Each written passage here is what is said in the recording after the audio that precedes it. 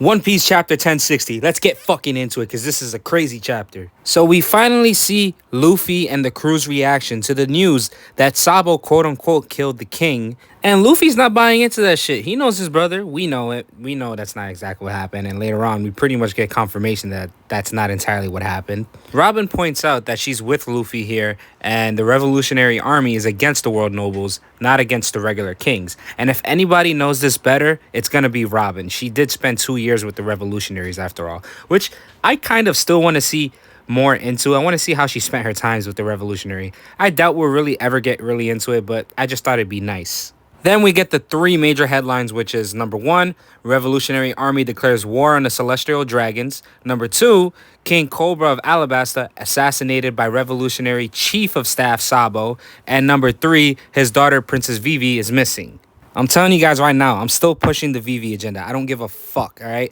One way or another, we're going to run into Vivi with her even being missing, okay? And she's going to join the crew back again. And I don't want to hear, oh, but she's too weak for the crew. No, fuck that. She's going to be in the crew again. I don't want to hear it. And yes, I may be being biased because she's my favorite female character in One Piece, but it is what it is. It's good to see, and I wouldn't expect another reaction coming from the Straw Hats, but they're all concerned for Vivi and her well-being right now, whether it's if she's safe physically and how she's doing mentally from the king's assassination. Luffy's saying, set course for Alabasta right now. We need to go do something. But of course, Zoro being the rational thinker again of the crew, he says to Luffy, like I've been saying, what good is that going to do? The man's dead. Besides, Vivi was last seen at the Holy Land. Naturally, Luffy don't give a fuck where the person is at to go save their ass. It does not matter if it's the depths of hell. Luffy's going to go save his friend. So he says, yo, let's go over there right now. I'm ready to throw hands with anybody. I need to save my friend. Okay, he didn't say all that exactly, but you know he was thinking it, okay? Can you guys believe also this motherfucker Caribou is in the barrel on their ship, hidden from the Straw Hats? Like, he's in there listening, and he's kind of freaking out because he's like, fuck, I can't go to the Holy Land right now. This isn't good. Now that most of the Straw Hats are worrying about Vivi and where she's at, if she's safe or not, Zoro reminds Luffy what he said about Ace back in the day, and how Luffy said Ace has his own adventures, and he trusted him to make his own way up until the point where he actually needed help. So why underestimate Vivi? She can hold her own. Now, I appreciate that, Zoro. I really do. But I really don't think, unless Vivi was doing some secret training, that she'd be able to hold herself against the world and anyone who's after her like Ace could, considering Ace's status and his devil fruits, and he was a fighter, okay? But I appreciate the faith, Zoro. Honestly, I really do hope that Vivi did do some secret training for the past 2 years. And they leave it off with pretty much, if the opportunity presents itself, then they can pitch in. But for the meantime, it's just having faith and not worrying so much. But Zoro saying not to worry really pisses off everyone else, and they start calling him a bunch of names. Enter Robin now to give the crew the rest of the updates of the world, with the abolishment of the warlords and those pirates being back out on the sea, and a result of that, the Cross Guild being founded, and Luffy even hears that Buggy became an emperor. Luffy can't even believe his fucking ears. There has to be some kind of mix-up, he says. Luffy, I get it. You're trying to be the king and all. You're an emperor now too. But stop disrespecting God Buggy, right? There was no mix-up. This is all obtained by Buggy's power alone. The power of his finger. That's all he needed. Robin's going to go on and tell Luffy the other names and ask if he wants to hear about them, but Luffy doesn't give a shit. He just asked Robin to tell them if there's anything big to keep his eye on. You gotta love how carefree Luffy is, even in a time like this. Alright, so everyone knows Luffy's dream, right? Or so we thought we did. The King of the Pirates, right? That's definitely a dream of Luffy's. I'm not trying to undermine that at all. But he has a bigger dream now, and we've always been theorizing in the community what the dream... God damn it, you did it again. Thream? What is a thream? What the dream was, okay? Ever since I saw that scene in the anime where he's talking to Ace and Sabo when they're little kids, and he tries to say his dream, but there's no dialogue, I was like, that's odd. We heard him countless amount of times saying he wants to be the king of the pirates, and when he said his dream this time, Sabo and Ace had like this shocked look on their face. And then we see that same thing later on with Ace when he's talking to Yamato about his little brother's dream, and she had like the craziest look, and he's like, hey, you better not laugh at his dreams.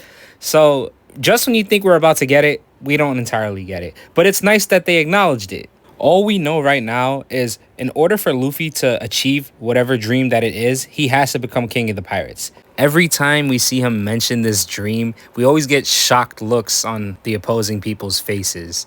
The Straw Hats are either really shocked or just laughing at pretty much what his dream is. Even Usopp, but Usopp is a negative guy, but at the same time, he's like, nope, it wouldn't make a difference since it's impossible. And this is the same guy that thought Luffy becoming king of the pirates was impossible at first. But if he thinks it's even more impossible than that, I need to know what the fuck this dream is, man. I'm no good at theories. So what do you guys think this dream is? What do you think Luffy's end game dream is after becoming king of the pirates? It's gonna be a great day when we finally see all the Straw Hats achieve their dream. Just imagine though, and this is a real depressing thought, but just imagine there is one or two people in the Straw Hats that can't achieve their dreams for whatever reason, whether it's death or it just becomes impossible for whatever the reason is. Oh man, that would hurt my soul because I want to see everyone in the Straw Hats make it, man. Frankie points out, saying to Luffy, since you gotta be Pirate King to even make that dream possible, we better find that last lode poneglyph fast, and then it's off to Laugh Tale. According to Robin, it's been a long time since that poneglyph was last seen. We don't even have a clue on where to look. That's interesting to think about too, because I always assumed the last road poneglyph would be like with Shanks or somebody, but who knows, right? Unless he's been hiding it for the longest for whatever reason. In all serious though, correct me if I'm wrong, but wasn't the last poneglyph seen at Fishman Island before it went missing over there?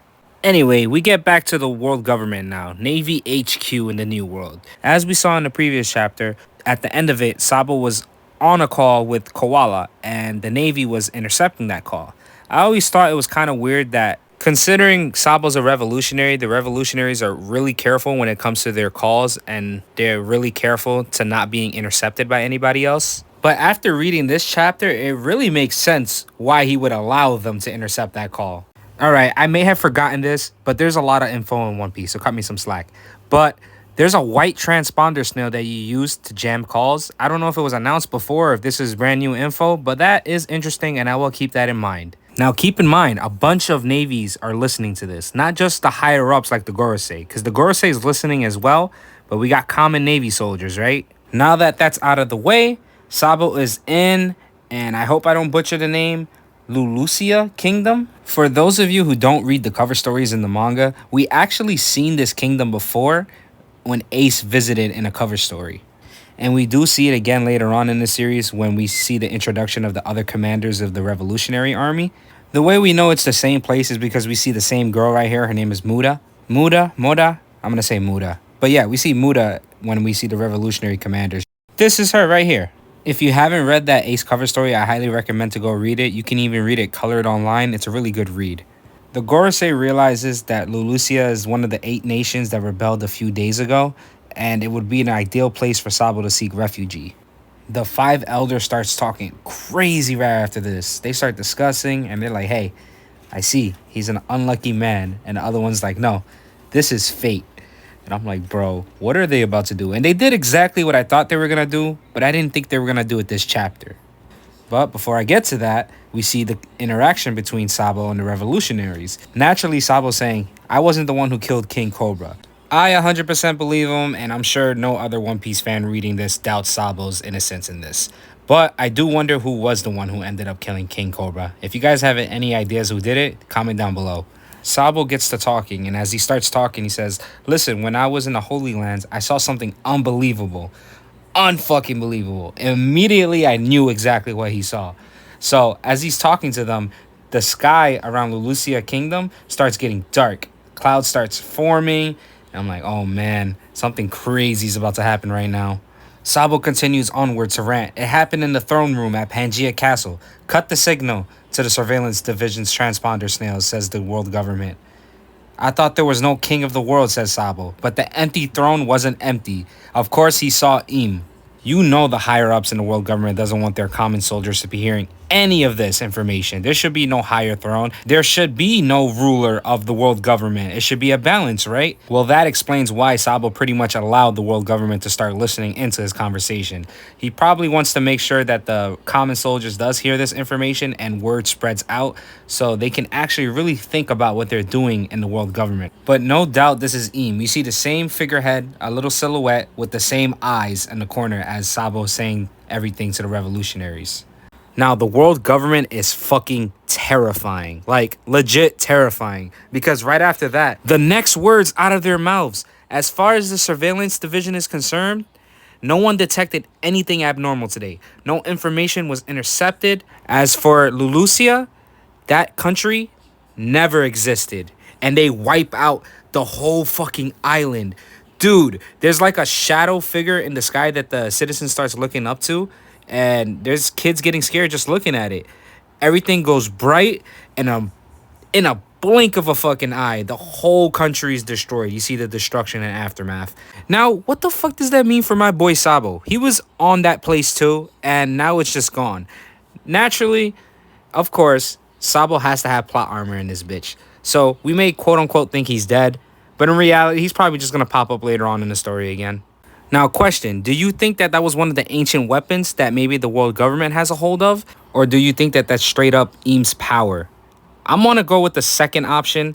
I want to feel like Eam is a huge threat, that he just has these godly powers to destroy islands in a blink of an eye. My mind is racing right now because at the same time, I want to believe into the theory that Law's Devil Fruit was used on Eam at one point, and that's the only reason he's still existing till this day. Not necessarily saying that he's immortal, that he can't be killed, but I'm more on the fence, like a lot of other people, that the immortality surgery gives you a longer lifespan, or like another lifespan.